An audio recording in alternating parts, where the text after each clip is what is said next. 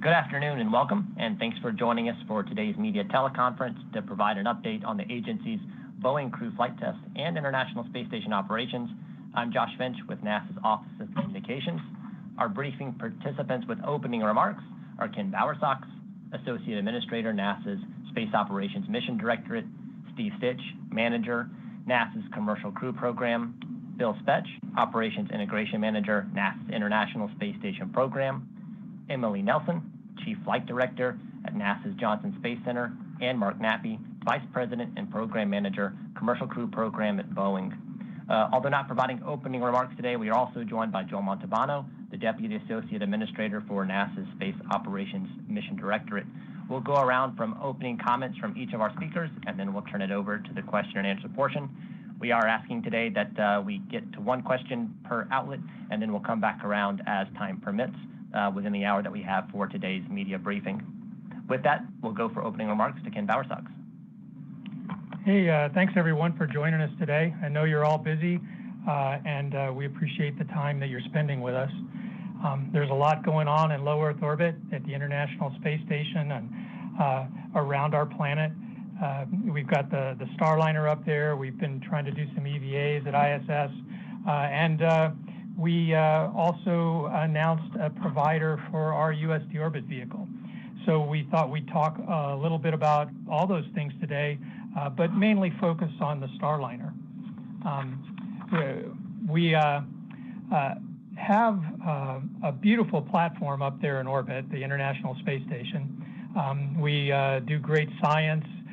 We learn all kinds of new things about operating in space that are going to help us with future exploration going out to the moon and onto Mars. It's interesting. Everybody seems to see the space station a little bit differently depending on what's important to them.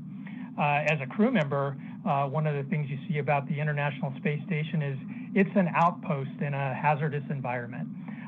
Once you're there, things change and you have time to relax a little bit. If you're on your transport vehicle, you're generally pretty time limited. But once you arrive at the space station, the resources are they're still limited some, but you can stay up there a lot longer.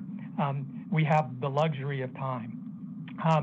So with the Starliner mission, you may remember back in the post-launch press briefing, I said nobody should get too excited about any particular landing date, because once we got up there, we might want to look at some data a little more closely.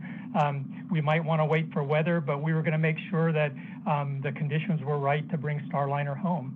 And one of the things I really like about what our team is doing is they are taking that time to go through the data we gathered on the way uphill, to see if there's any additional testing or analysis we want to do to understand our risk posture, but also to see if there's any extra data that we want to collect on the return home. But everybody should understand we're still in the middle of a test mission. We're still pressing forward. We're still doing all the work that you need to do to have a successful test mission. It's been so impressive to watch our Boeing and NASA teams as they work through everything with this mission. I've been really proud of them. I've been proud of their expertise and proud of the patience they're displaying as they work through the data that they're gathering and think about what they want to do as next steps. There's a lot of details that we can share about the work that's been done, and I'm going to pass you over now to Steve Stitch so he can share some of those details. Yeah, thank you, Ken, for that introduction, and thanks to all of you today for tuning in and supporting our commercial crew program, and appreciate your interest in Boeing's crewed flight test. What we hope to do today is maybe clear up some information that's been out there and any misunderstandings about the flight and our status of Starliner and our path forward. First of all, there's no new issues to report today. We don't have any new problems we're working with Starliner or the International Space Station, so the vehicle at station is in good shape.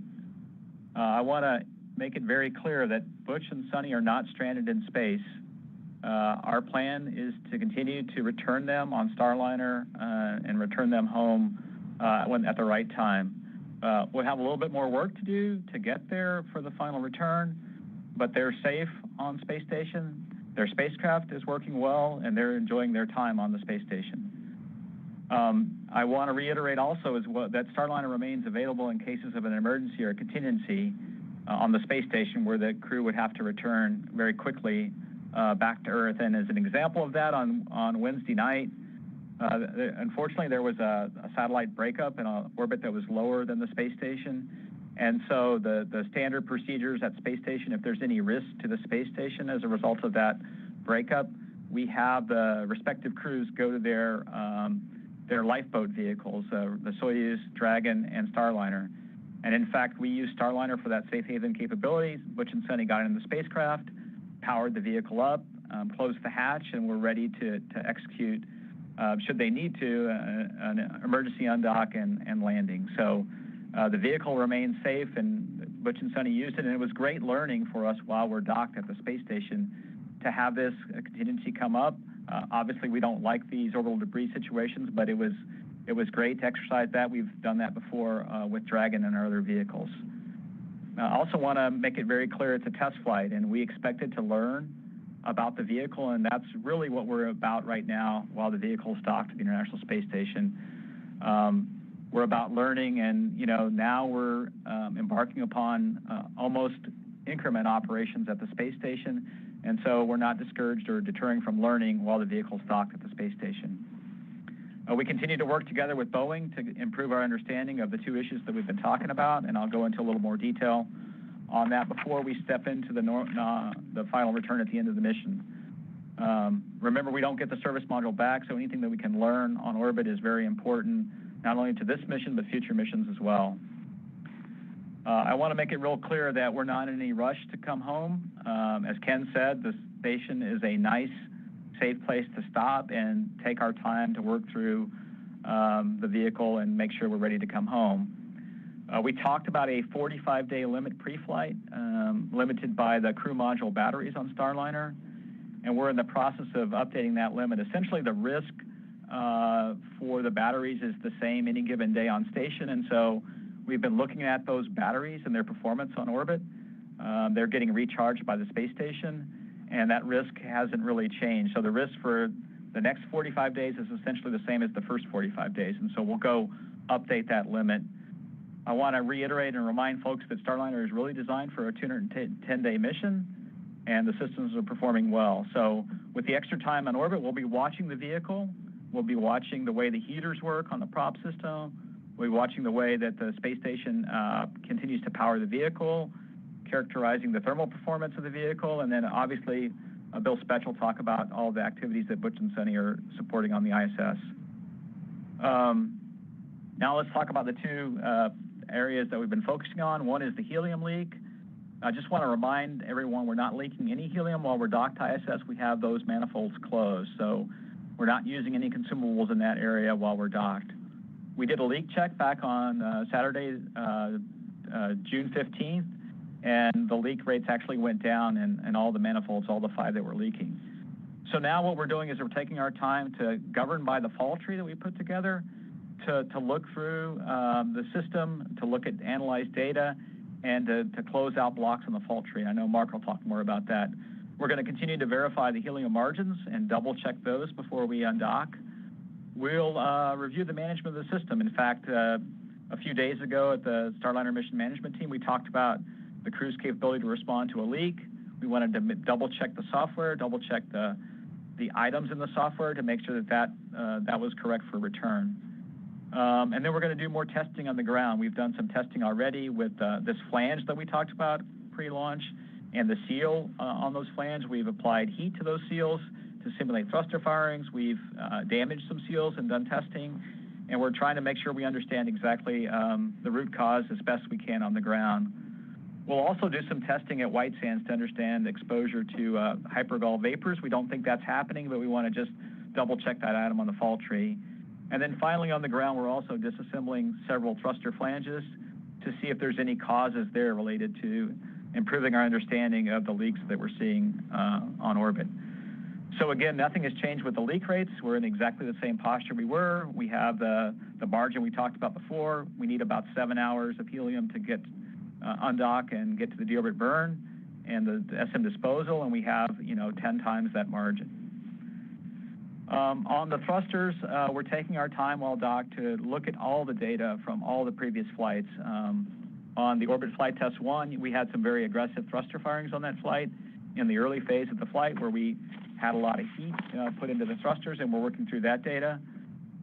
We want to have extra time as well. We did the dock hot fire a number of days ago, Saturday, June 15th, and we're analyzing all the data from that. It's difficult to get the precise measurement of thrust that we would like, that our thruster engineers would like because of the massive size of ISS.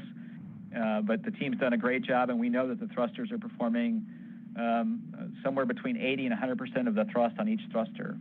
And they performed well during the rendezvous and docking. In fact, one thruster actually fired after we had hot fired it on the docking day another 575 times.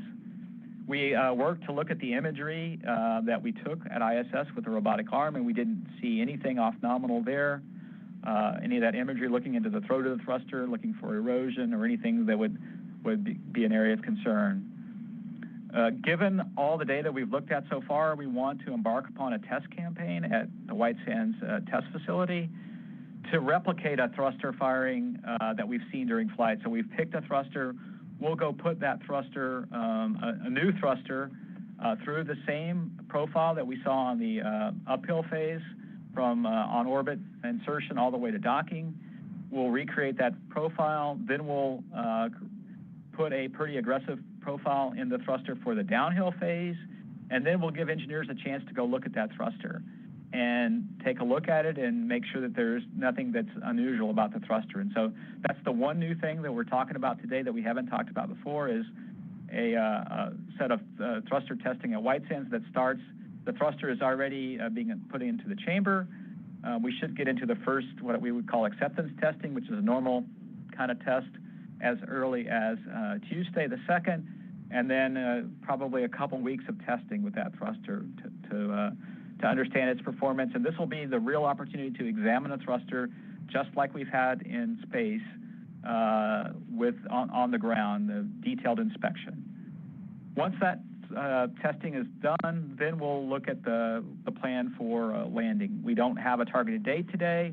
We're not going to target a specific date until we get that testing completed, and we look at the fall tree, and then we understand the path forward. So essentially it's complete the testing, complete the fall tree, bring that analysis into this SMMT, and then have an agency level review, and then we'll lay out the rest of the plan from undock to landing. I think we're on a good path. I want to thank the Boeing, the NASA teams all across the country working so hard on CFT. They've been working for many long hours. We're starting to, in the increment phase, give them time off, which is well-deserved. They continue to dive into all the details of the fall trees, close out the blocks, and again, we'll update you when we get the results of some of the testing, and then we'll lay out a path forward for landing. And I think with that, I'll turn it over to Bill. All right, thanks, Steve. And I'll give you my thanks for everyone joining us today. It's been a really busy week here in the space station world. As you guys remember, we attempted on Monday to go out on a spacewalk with Tracy and Mike, and that one ended early due to a water leak at the service and cooling umbilical unit that was attached to Tracy's suit. After she detached it, it started leaking. And so that led to a lot of water in the airlock. The team continues to investigate what was going on with that, what caused it. When we came back inside, we weren't able to recreate that failure, so we're continuing to look at that. Given that, we're currently targeting the end of July for our next EVA, so we want to give the team enough time to go understand what happened on this one and make sure we don't have to make any changes. That spacewalk will actually be a different one than what we're trying to do on this last one. We're going to go out and relocate a communications antenna. We'll conduct some preparatory work for the alpha magnetic spectrometer, looking at some changes that they're going to make to that one down the road. We're going to replace a rate gyro assembly, and then we will actually try to conduct some swabs of the outside of the space station looking for microorganisms. As Ken mentioned earlier on Wednesday, we did announce that SpaceX had been selected to develop and deliver the U.S. deorbit vehicle, which will provide the capability to deorbit the space station and ensure we avoid the risk to populated areas. This was really important as the agency continues to work to transition to commercially owned space destinations closer to home. We have to be responsible and prep for safely deorbiting the space station after its end of operational life. Then, of course, on Wednesday, as Steve mentioned, we did have the satellite breakup event nearby us at around 8:45 Eastern Time. We instructed the crews to shelter in their respective spacecraft as a standard precaution for when these events can happen. They don't happen very often, but if they do, we take that step. The mission control team monitored the path of it, and after about an hour, we were able to clear the risk to the crew and have them exit their spacecraft, and we resumed nominal operations. We now understand that was a commercial Earth observation satellite, which launched in like 2013 and was decommissioned in 2021. Space Command will continue to monitor the debris field as we work together. So Sonny and Butch are staying busy on station, continuing to help conduct basically a lot of different activities on board space station, whether it be critical research or maintenance tasks. They've touched just about every category of task we have to do on space station at this point in time, and it's been really great having them up there and having the extra set of hands to help us out with everything. So really, I couldn't be more proud of how the team has worked together through this. We've had a lot of things go on in a short period of time, and the team has worked really well together across all of the vehicles and everybody on board, everybody within the partnership to get through it. And the entire team will be ready to support Starliner's undocking once they're ready to go. And with that, I'll turn it over to Emily. Thanks, Bill. And thanks, everyone, for joining us today and for your interest in our work here. I would just say that, Butch and Sonny are excited to be on ISS. We are leveraging their extensive spaceflight experience. Of course, they've both been ISS residents in the past, and so they have just seamlessly integrated with the Expedition 71 crew and are contributing a great deal to that mission. They take time out periodically to touch base with the teams that are reviewing the Starliner data. They get to stay up to date on all of the work that's going on as we take a look at their spacecraft, as we complete this test flight and ring out these systems to make sure that we have a full understanding of what the spacecraft is capable of going forward. So they're staying up to date as we work through those various different questions. Beyond that, as Bill said, I could not be more proud of our teams both in space and on the ground. There have been a number of opportunities to come together and work through issues over the last several months, and the teams continue to perform at a really high cadence. We're all excited to continue this work together and get a whole lot done this summer while we have those extra pair of hands on board. With that, I'll hand over to Mark Nappy from Boeing. Thanks, Emily, and thanks everyone for joining us. I'm going to try to do the same thing that Steve did and try to clarify a little bit. Every morning I've got Google Earth set and they send me Starliner stories. And so every morning I sit and I read them, and I'll tell you, from being a representative of Boeing and a representative of the Starliner program, it's pretty painful to read the things that are out there. We've gotten a really good test flight that's been accomplished so far, and it's being viewed rather negatively. This morning I did my normal routine, and I was thinking about what I was going to say in my opening remarks, and I stumbled across Ken Kramer's interview on Starliner. He really did a nice job, and it's because he kept it simple and he just stated the facts. So thanks for that, Ken, and I'm going to try to do the same thing as I walk through my opening remarks and clear some things up, explain why we're staying on ISS longer and why it's a win-win for everybody. First, I'm going to repeat the same thing that Steve said. We're not stuck on ISS. The crew is not in any danger, and there's no increased risk when we decide to bring Sonny and Butch back to Earth. Let's recap a little bit of where we are today. We had a really perfect launch and orbital insertion. We've met all our flight test objectives. We had these operational checkouts that were over and above the flight test objectives that we've also completed, and we've added more. In addition, we've learned a little bit more about what an extended duration mission is, and we would have not learned those things had we just stayed up for 8 days. So we're docked and we're safe.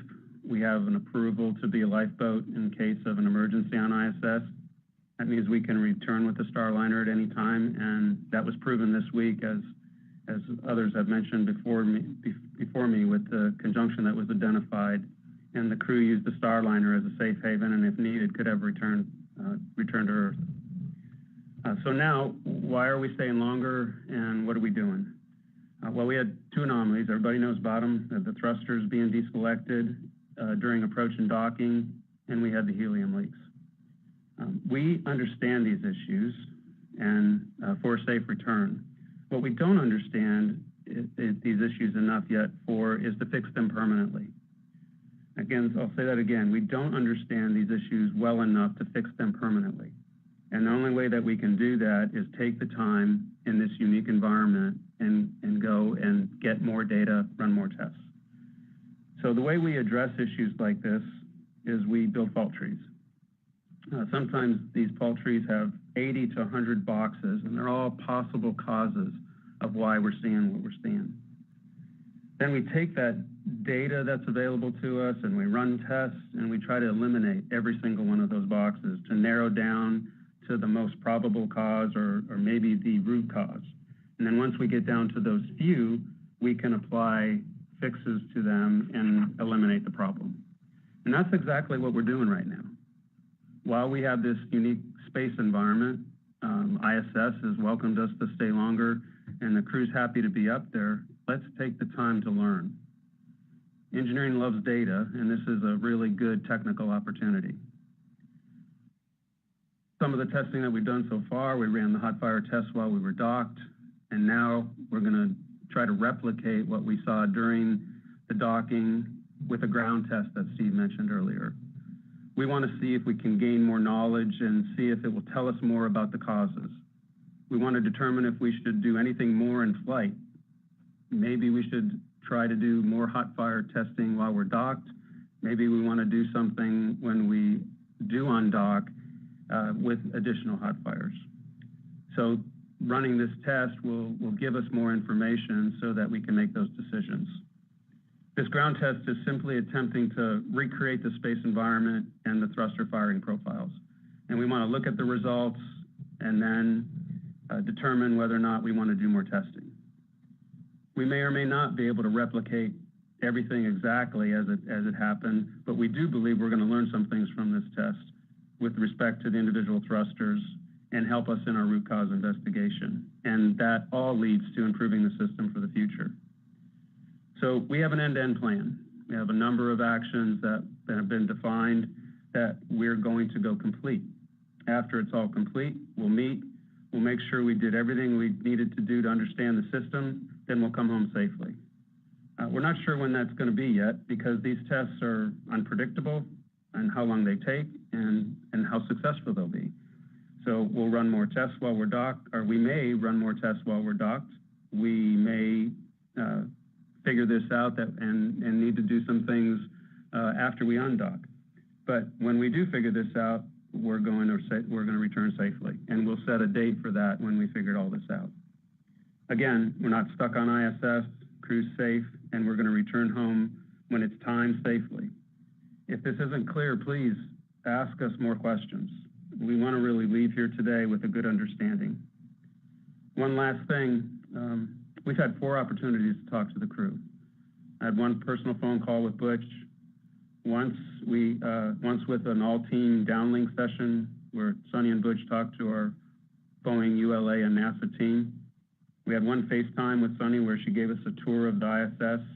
And lastly, last weekend, Butch and Sonny sent us a really nice email about what they've been experiencing up there and what they wanted us to know.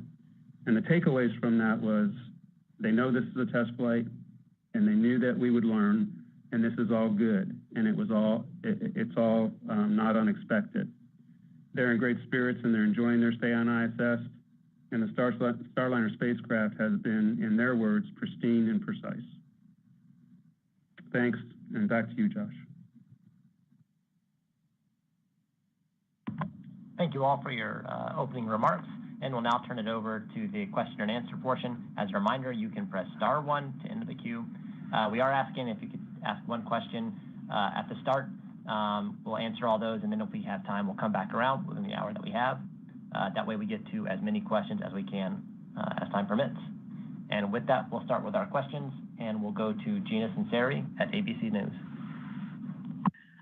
Steve and Mark, I appreciate your comments that the astronauts are not stuck or stranded on the space station, but I'm trying to I'd like you to understand that we feel like we're operating in a vacuum out here. We don't get on-camera briefings. We have not heard from the crew since they've been there. So people are trying to read the tea leaves, and literally in the absence of information, conspiracy theories flourish. So what can you do going forward to keep us more on point on this story? I'll start, and then maybe Mark can add. I mean, I think we probably need to be doing a little bit more frequent interaction with the media to keep you up to date when we know something a little bit more, like we did today, where we talked about the addition of the White Sands test facility. Hot fire testing, we need to continue to do that more frequently, just to make sure that the media doesn't take off in a direction that, because of a lack of data provided by NASA and Boeing, you know, try to fill in the gaps. We should be providing those gaps for you. And I'll turn it over to Mark.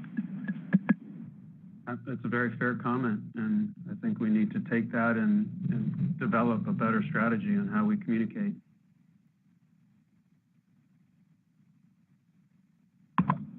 And our next question is from Bill Harwood at CBS News.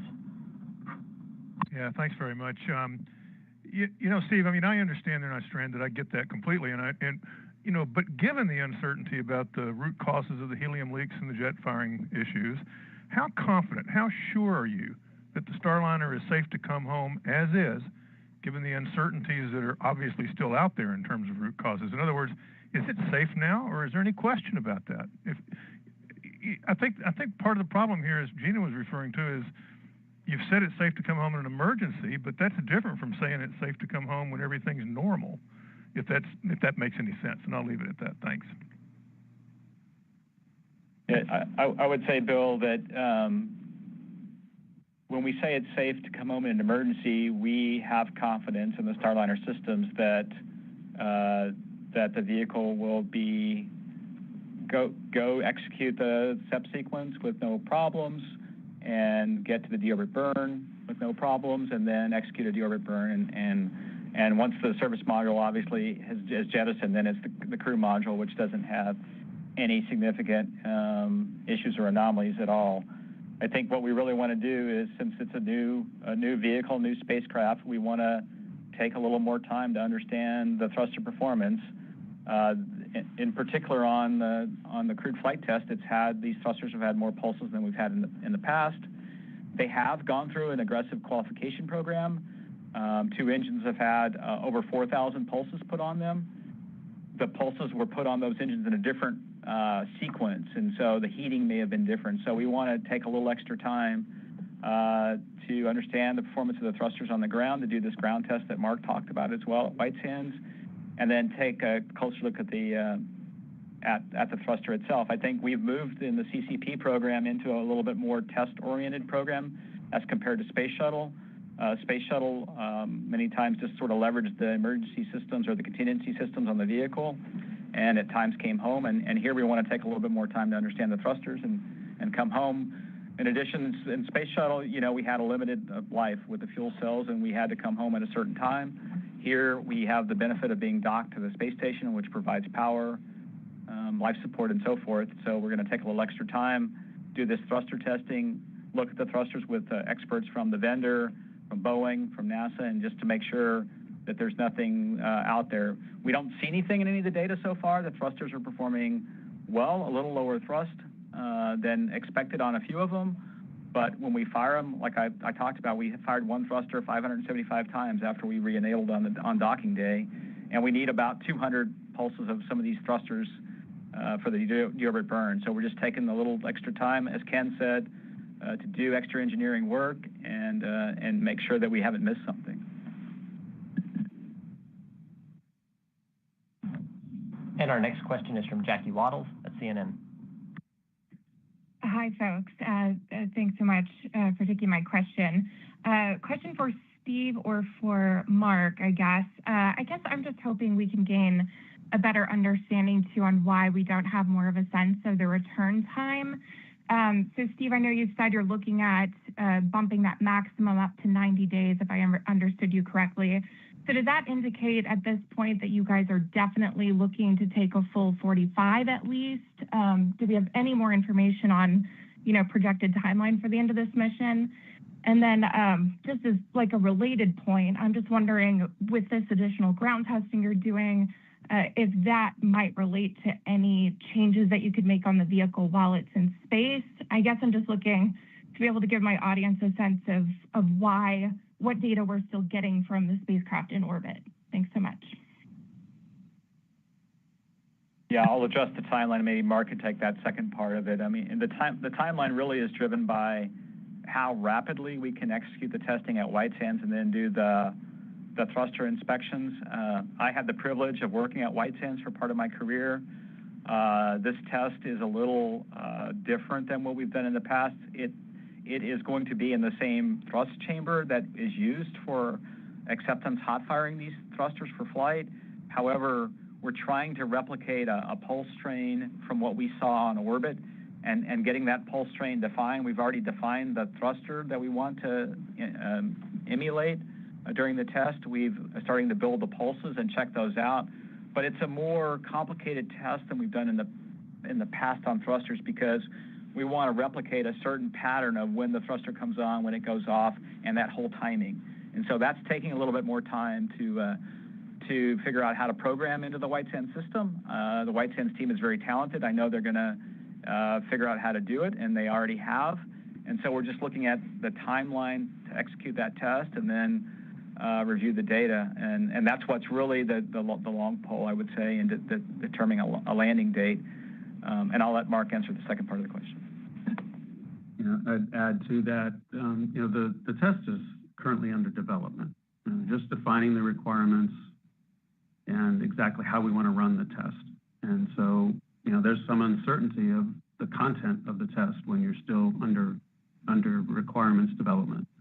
That could change the duration.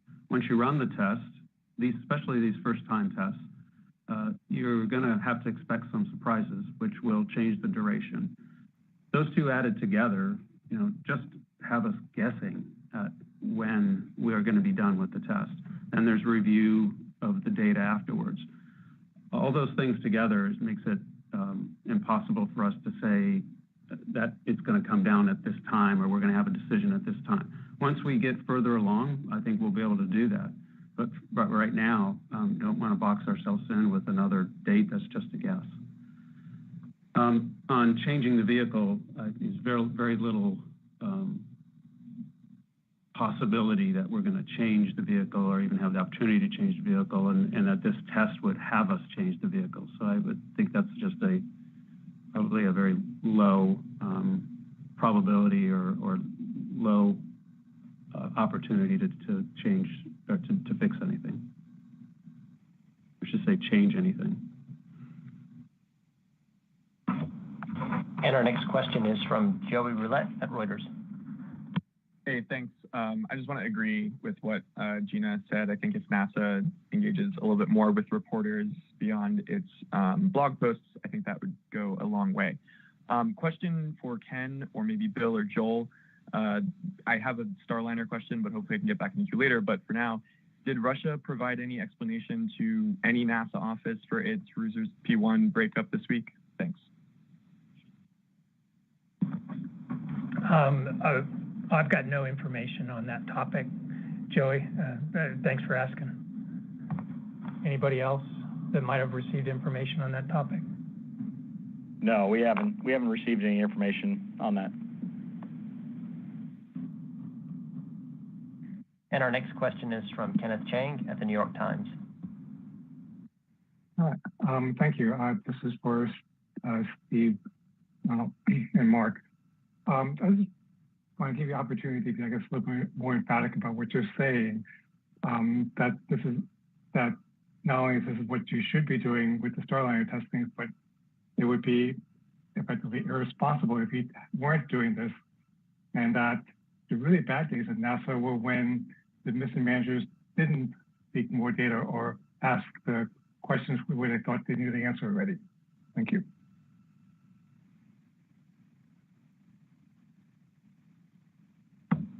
Hey, thanks for saying that. We are trying to do this mission right. We're trying to explore all the avenues that we have a reasonable amount of time to explore. And I really value your comments and that you see what we're trying to do.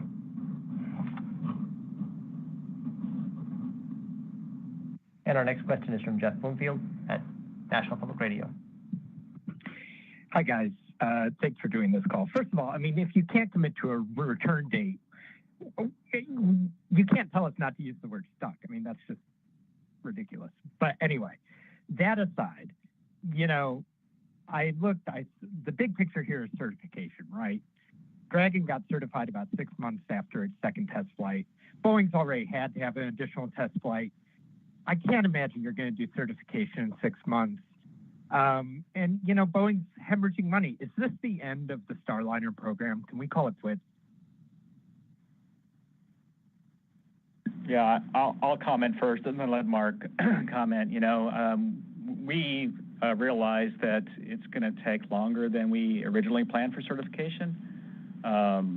We have the teams today, both the Boeing and NASA teams, focused virtually 100% on the crewed flight test, other than Mark will talk about the team in Florida that's assembling the vehicle for Starliner 1. That service module is being built, and then the crew module is undergoing some refurbishment activities. But we understand that it's going to take a little bit longer, but the data we're learning on orbit and with the test at White Sands is certainly going to help us towards certification. Obviously, we didn't expect to have this thermal issue with the thrusters where we may get some vaporization and have the low thrust, and so it's something that was missed, and we've got to address for certification. We're collecting that certification data in the best way we can, which is analyzing the current mission and then making changes going forward, both for the thrusters, not new thrusters, but maybe the way we're firing the thrusters, and then also the helium system. And I'll let Mark comment on the rest. By the way, I see a total commitment from Boeing on this flight with all the resources that they need to ensure that we get the vehicle back with the crew safely. Go ahead, Mark. I agree with everything you just said, Steve, and the plain and simple answer to the question is no. We're not going to back out. This is our job, and this is what we're going to continue to do to meet our commitments.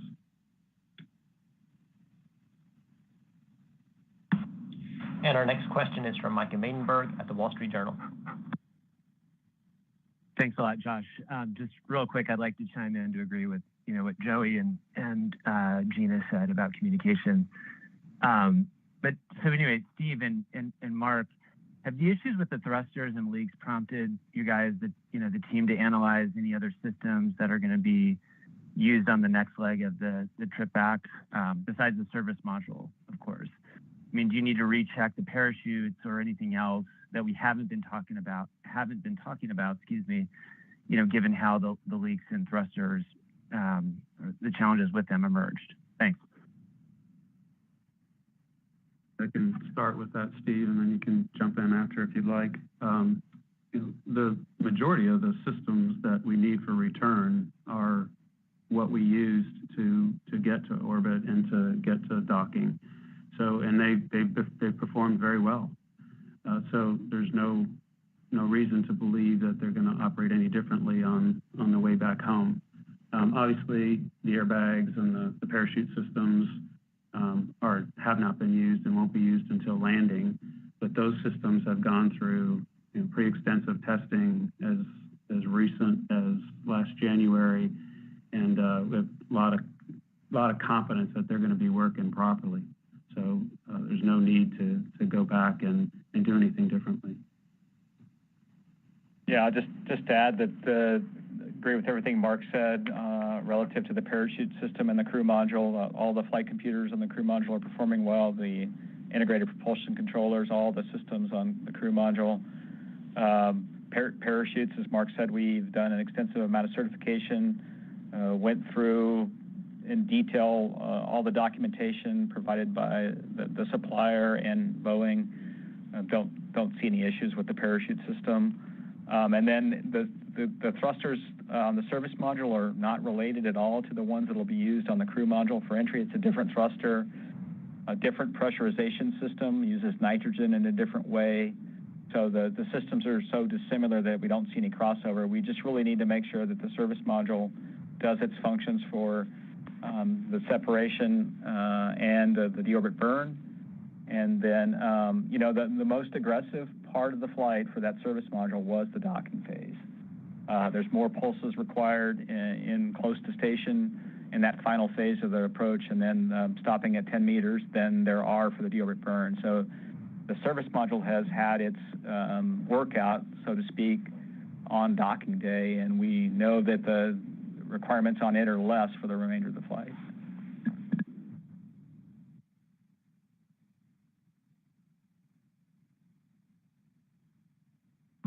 And our next question is from Will Robinson-Smith at Spaceflight Now. Hi, thanks so much.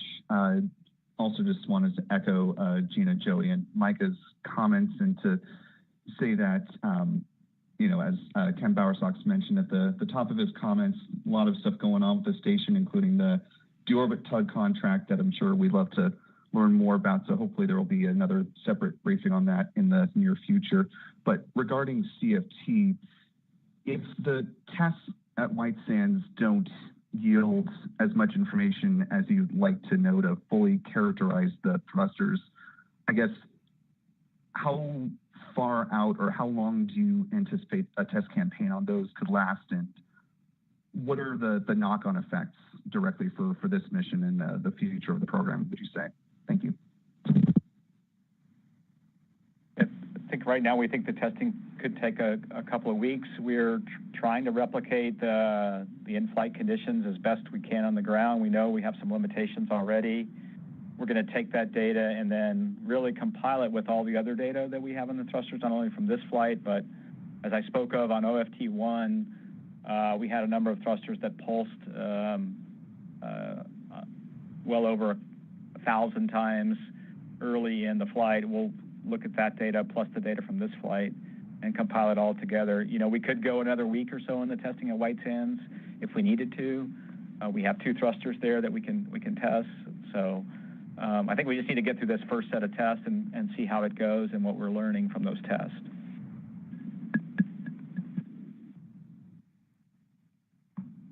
And our next question is from Michael Sheets at CNBC. Hi, everybody. For the White Sands testing here, I'm particularly interested why this needs to be completed before the return happens if you're so confident in the safety of the return happening. This seems like something that you guys would perform outside of any other normal testing, either before or after a flight like this. So explain to me, because there's a bit of a disconnect between you guys saying everything's going so well, they're not stuck, they're doing great, vehicle's totally fine, and then saying, oh, we actually have to spend weeks to complete testing back on the ground before you can bring them back. Secondly, just to reemphasize, please, updates in the morning and are really appreciated. Press conferences really appreciated. Everything my colleagues are saying is really important here, that we give regular and direct updates. And secondly, off of that, I'd really ask that NASA holds another press conference with Bill, because I'd love to hear Bill talk about the U.S. deorbit vehicle as well as SpaceX representatives about their nearly $1 billion contract. But today, the most important thing is Starliner CFT. So I'm just asking off of that, that we get a second press conference that's separate. Thank you. Yeah, Steve, let me try on the test. So I tried to articulate this up front, is that, doing this, we've built a fault tree. We've got a number of causes on that fault tree, and we've crossed them off. This test is going to cross off more, and it's going to give us information to potentially do some things while we're still docked to station. So if it comes back and gives us all the answers, then we can just undock and come home. If it comes back and says that here's 80% of the answer, and if you just run one more docked hot fire, then you can get 100% of the answers. Then we want to be there so that we can get that information. So it really is more of a serial test than a parallel test.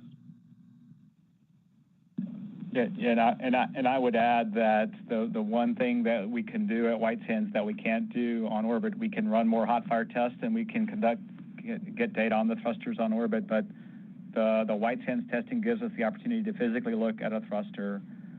All the engineering data suggests that the thruster is performing well. All the engineering and other qual data where we've run one thruster, the vendor has run it up to 7,000 pulses. All that data suggests that this thruster should be healthy, but this is a unique set of pulses we put in the thruster, and the team wants to make sure by looking at that thruster at White Sands physically with inspections and borescopes and so forth. And so, as Ken pointed out, we have a great opportunity while docked at the space station to go collect this data and then have it before we return. If we need to return before then for an emergency, we will use all the data that we have in hand today on the thrusters, and we will, based that data suggests that the vehicle should be just fine. But we want to take a little extra time to get this one extra set of data on the ground, if that makes sense. And our next question is from Jeff Faust at Space News. Good afternoon. I'll plus one the comments of my colleagues about the need for more frequent and more thorough briefings and updates. But for Steve, you mentioned a little earlier in the call that you acknowledged that certification of Starliner is going to take a little bit longer than you expected. At what point do you have to make a decision about what vehicle to fly in that early 2025 crew rotation mission to ISS, whether Starliner will be ready or you'll have to move up Crew 10? Thanks. Yeah, good question. I think we've talked about, we have a parallel path right now with Starliner 1 and the Crew 10 vehicle for that February slot. So we're still proceeding with that parallel path. We can take our time and get through the crewed flight test and have the vehicle return with Butch and Sunny, and then we can make a decision afterwards, even if it's a little later than we originally thought. So we still have time. And our next question is from Eric Berger at Ars Technica. Hi, switching gears just a little bit, since we've got Bill Spitch on the line. What is the architecture for the U.S. deorbit vehicle? Is it going to be a modified Dragon, a Dragon XL, or something else? And secondly, can we get a little more information on the 2 EVA cancellations, the suit discomfort and water leak? Was there commonality? Is this due to aging spacesuits? Was there a problem with the preparation of the suits, or was it something else? Thank you. Yeah, so on the U.S. deorbit vehicle, that's based off a Dragon Heritage design. Obviously, they have to do some modifications and some changes to the trunk for that, but that is the plan for the USDV. On the EVA side, the two different EVAs were not related in terms of the various failures. So this latest one, I wouldn't say it was due to aging or of the suits or anything along those lines. It's a moving part within this umbilical, and sometimes those stick, and so we have to go take a look at what happens to cause that one to stick open and let the water kind of flow out.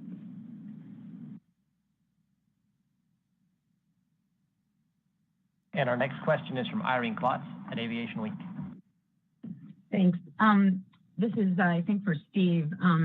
So you've already been asked this a couple of times, but it still seems a little nebulous in that you have said that Starliner is completely safe for deorbiting, even if you needed it because of the debris incident, or presumably any time that there'd be an opportunity in the four-day landing rotations. But you've also said that there's a little more work to get there before the final return. So it sort of sounds like one of these little bit pregnant things as to the comfort that you would have if you needed to deorbit ahead of getting this additional test data out of White Sands. So could you maybe take one more crack at the difference between bringing Starliner back right now with whatever data you have versus waiting and perhaps tweaking the deorbit plan in some ways with the additional data? Thanks. Yeah, I would say it this way. I mean, the test will help us understand the thruster performance, and it may give us 100% confidence that everything we've seen on orbit is fine. It's just one more piece of data that we can have before we actually deorbit the vehicle. And, you know, as Mark said, there's a couple things we can do to tweak the deorbit if we had to. We can actually tell the vehicle not to fire certain thrusters. If we do a test and we see one of these thrusters that we have on orbit is not performing exactly the way we want, we could actually deselect a thruster, or we could change the thruster firing sequence that holds the attitude for that deorbit burn a little bit. So we have a little bit of time to do that. But today, if we are in a contingency situation where the crew absolutely needs to come home, where the space station is not a habitable environment, the engineering data suggests that the thrusters will do fine, and the thrusters will perform well, just like we did on rendezvous day when each of those thrusters that had an issue, except for the one we've deselected, fired, you know, between 200 and 500 more times.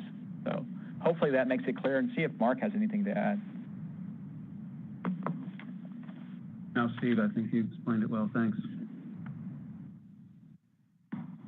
And our next question is from Elizabeth Howell at space.com. Hi, I'd like to echo that the lack of updates has been a little bit difficult, but I do appreciate everyone's time today. This is probably for Mark. Can you give a bit more clarity about that 45-day limit for the batteries on Starliner and how you're able to evaluate the life and the recharging capabilities to get it to 90? And also if that could even persist further, say if you wanted to go for however it may be, a 180-day mission or whatever, how would you be evaluating that going forward? Thank you. Steve, I think your team is evaluating that extension. Would you like to comment? Yeah, I'll go ahead and take that one. I mean, we put a number on the flight, said 45 days based on the risks associated with this certain battery and given certain failure modes that could happen. And what we really are doing now is looking at the performance of the battery in flight. We don't see any degradation in any of the cells. The batteries there's like 12 different batteries. There's 500 cells per battery. Each cell goes through a very scrutinous screening process prior to flight.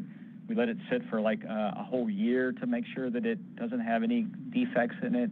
We do scans of the battery cells. So we know that the battery cells that we have on orbit are good based on the data, and so now we're just looking at that risk levels, and the risk on any given day is the same, and so you can extend essentially that 45 days for another 45 if we decided that we were going to do that. We haven't decided how long to extend it yet, but I was just saying the risk of any given day on a given number of the cells in the battery is the same, if that makes sense.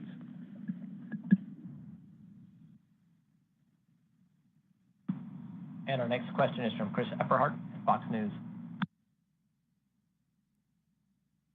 Hi, thank you guys. I just had two really quick questions. One, I just wanted to see if it's possible that we could do something like this with a video conference with the two astronauts, if we can arrange it like this, just so we can hear directly from them how they're doing. And the second part of that is, have you been in contact with the astronauts' family? What have they been saying? Are they expressing any sort of concern?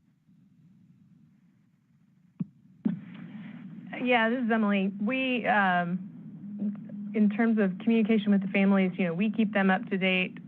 We have specific astronauts that are here on the ground that are assigned the task of making sure they're kept in the loop.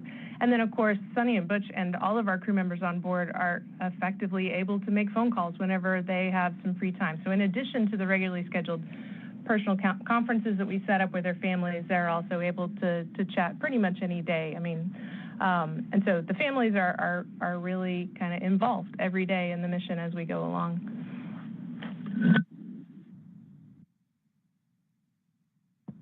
And our next question is from Marcia Smith at spacepolicyonline.com.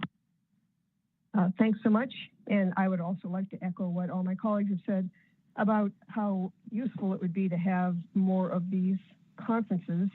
And as much as I appreciate this one today, I think trying to do all three of these topics at the same time, the EVAs, the Starliner, and the deorbit vehicle is a bit of a challenge all within 1 hour.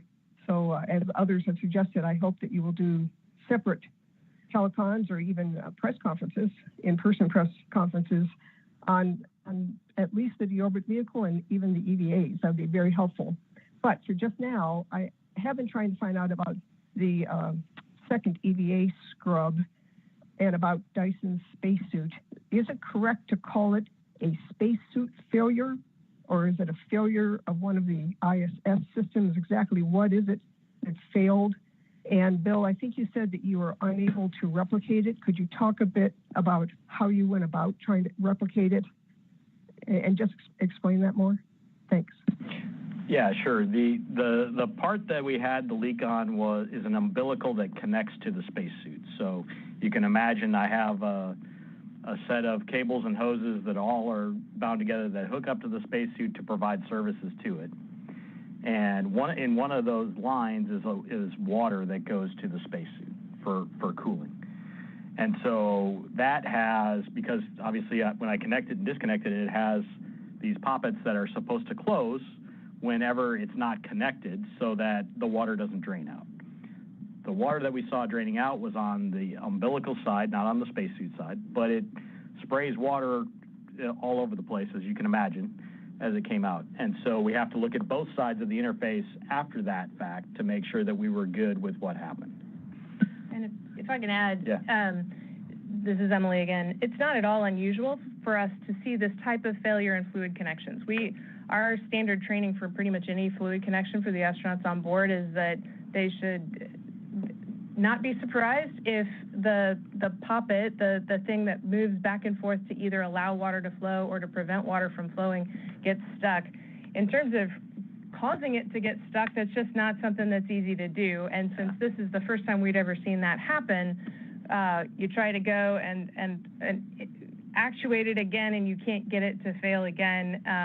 That also is not unusual given that this is not a pretty regular failure mode for this particular connector. But for fluid connectors across the station, this is not an unusual behavior. We just need to understand this particular one in more detail before we can get the crew lined up to try again. Yeah, and just, we did a number of troubleshooting steps once we got in. We looked at we connected it and disconnected it like 6 different times, sometimes with the line pressurized, sometimes with it not pressurized. So we tried a number of different ways to see if it would just continue to happen. But since it didn't do that, like Emily said, it's pretty rare that we get into this situation. So we have to go think about it some more. And our next question is from Manuel Mazzanti at Exploración Espacial. Thank you, Josh. Manuel Mazzanti, Exploración Espacial. I had like 4 or 5 questions about CFD, but they were all answered. Thank you for that.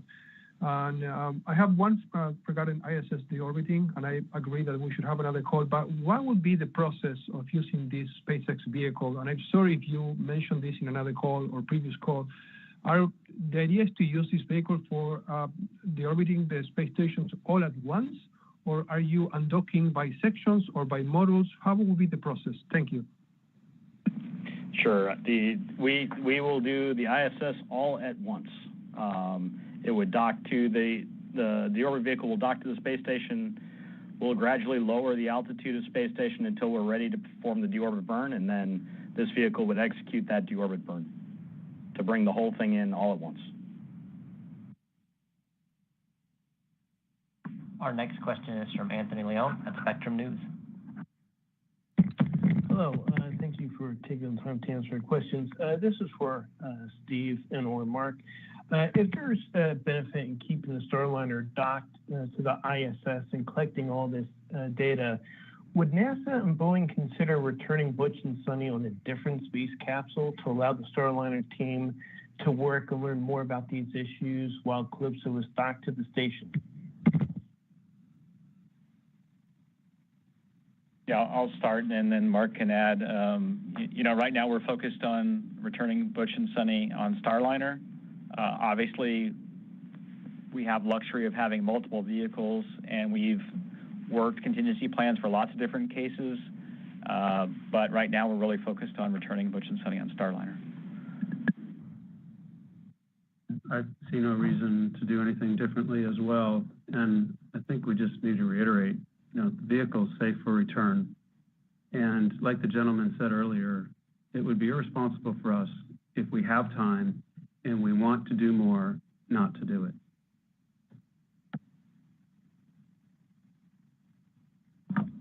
And our next question is from Tim Fernholz at Payload Space.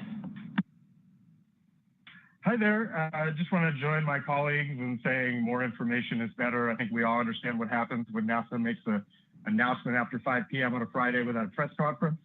I'm just curious, since the June 18 discussion, when specifically was the decision made to do the terrestrial hot fire testing on the thrusters?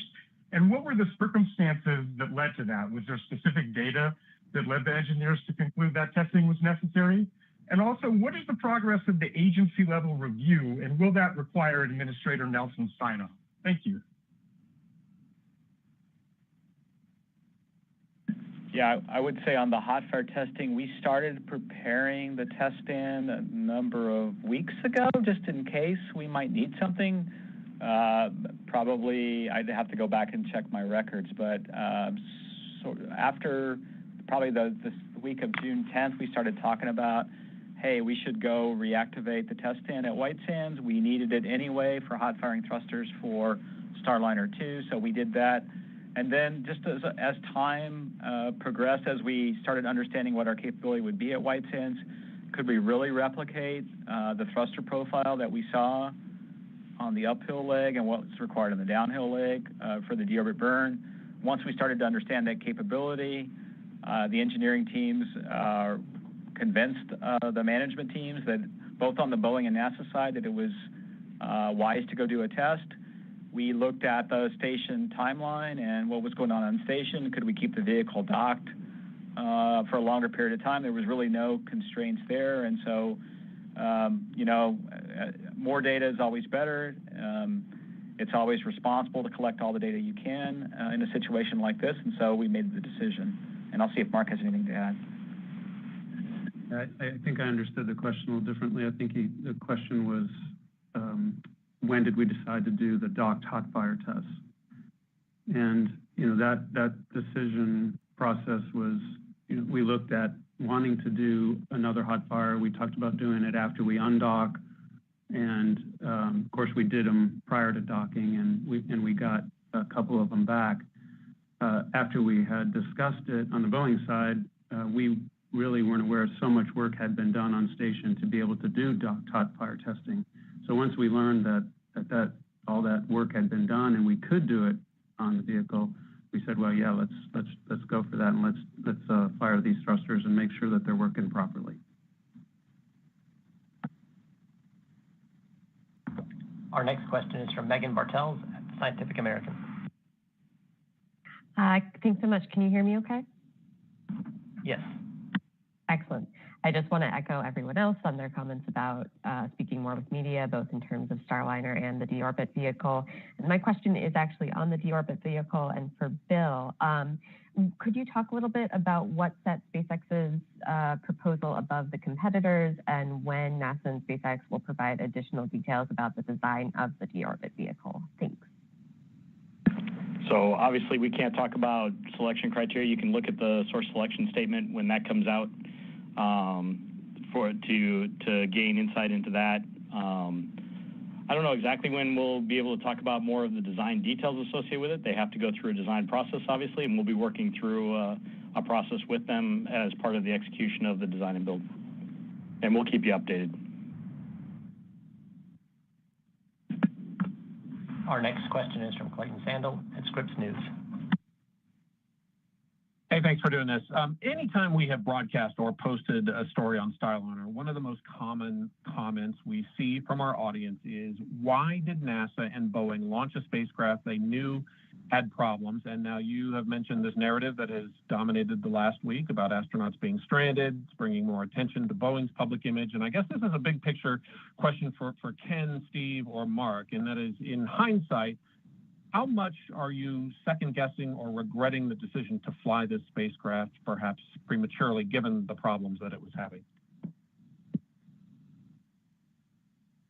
I can start and see if Ken and Mark have anything to add. I think many of the things that we're learning would have been difficult to learn on the ground. And so I personally don't have regrets at launching the vehicle and docking with station.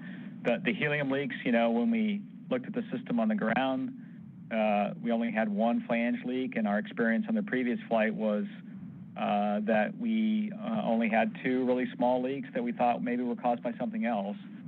So we learned about those helium leaks. I think those are going to be manageable with the amount of margin we have. And then the thrusters, certainly we did a few more maneuvers on this flight than we did on the previous flight.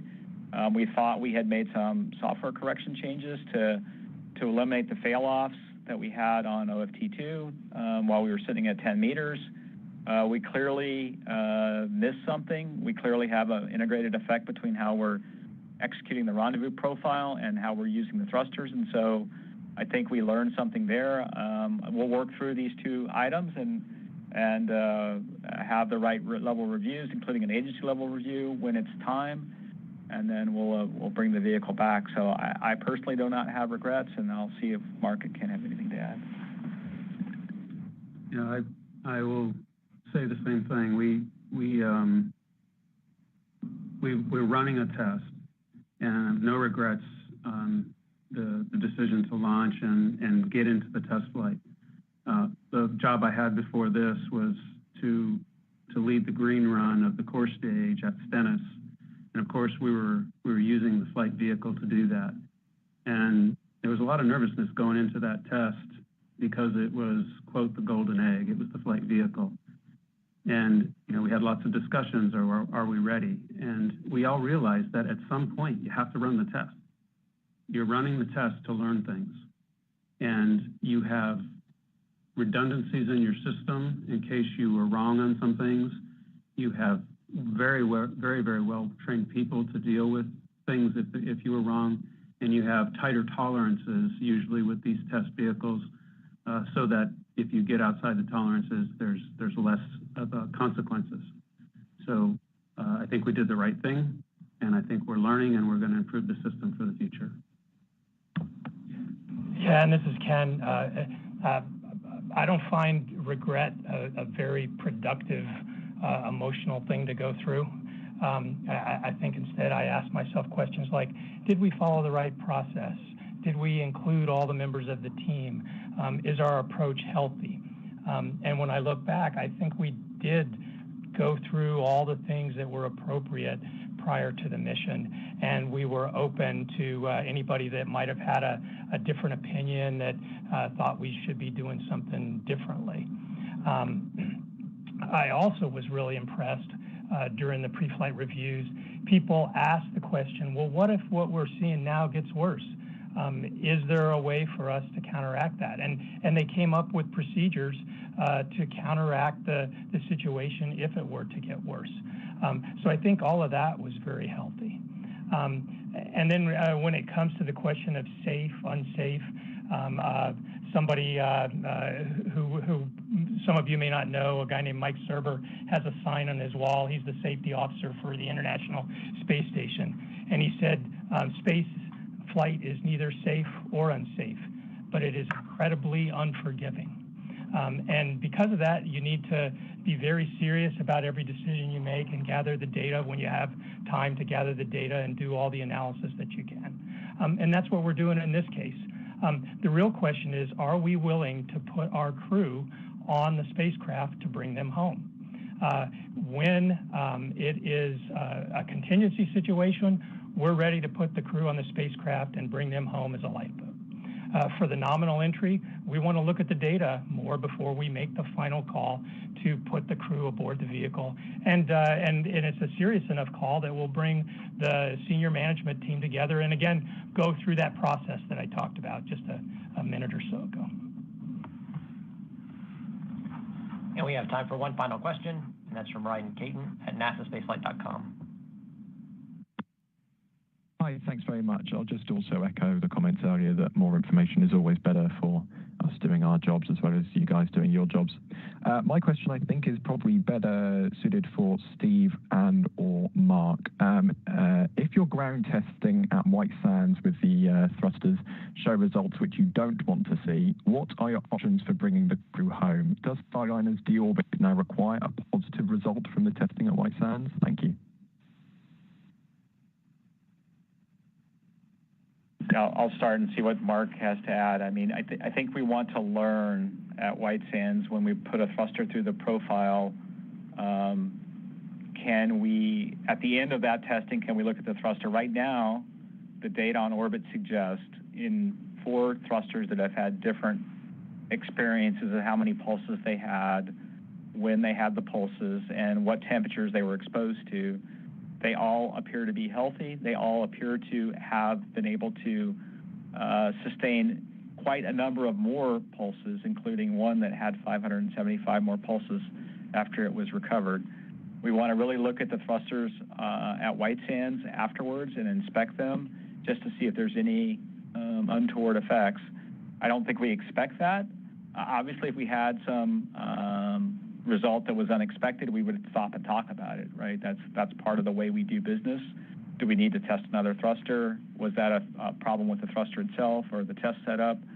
Again, this is a test that is typically done with a thruster, but maybe not quite in this way where you're trying to replicate and duplicate exactly a long series of pulses over a number of days with the thruster. And I'll see if Mark has anything to add. I think Steve made a good point. You know, our docked hot fires came back, and it appears we have good thrusters to come back with 4 of the 4 that we tested. We didn't test the 5th one.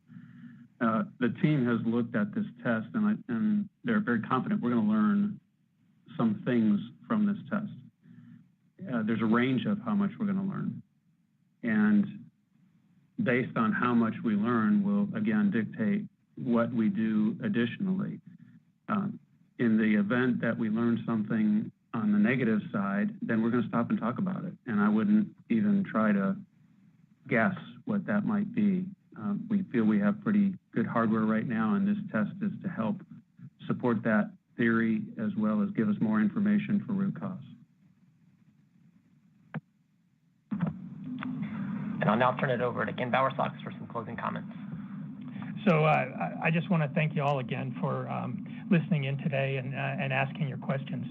One of our main mission goals is to share the information from our space flights with the public, and you're a critical part of that.